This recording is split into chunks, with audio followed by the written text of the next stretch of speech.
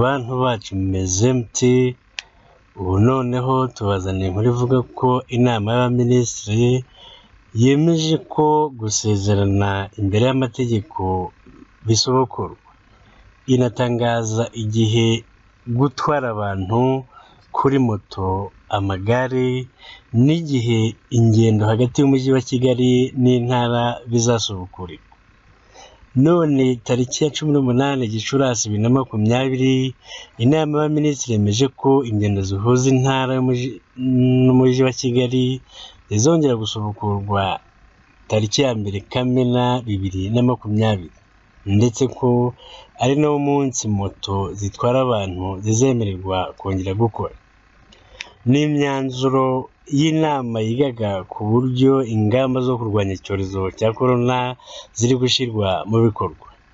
Iheruka yari yabaye ku itariki 5 Gicurasi, ari nayo yari yagennye ibikorwa biba bifunguye n'ibikomeza gufungwa.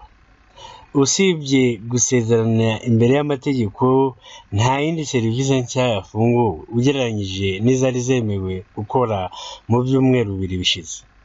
Icyahindutse ni amasaha yemewe y'ingendo, aho mu mabwiriza asanzwe ingendo zari zibujijwe guhera saa 2 z'ijoro kugeza saa 11 z'igitondo. Ubu mu byemezo bishya, ingendo zibujijwe guhera saa 3 z'ijoro kugeza saa 11 z'igitondo.